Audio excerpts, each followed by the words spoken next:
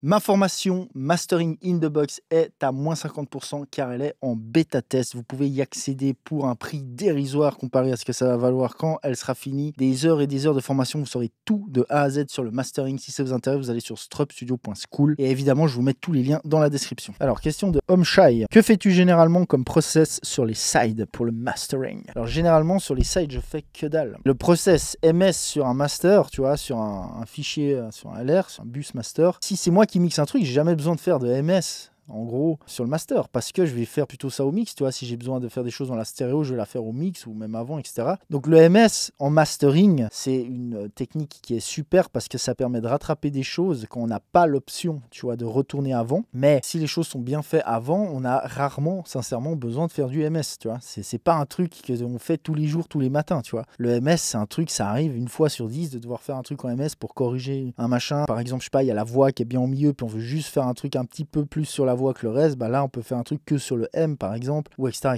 tu vois. Et après c'est pareil, élargir de ouf ton mix en faisant des trucs sur le S, sur le master, tu vois, c'est pas ça le but. Ça, si tu veux faire ce genre de truc, ça se fait beaucoup mieux, c'est beaucoup plus efficace de faire ça au sound design, à la prod et au mixage, tu vois, par exemple.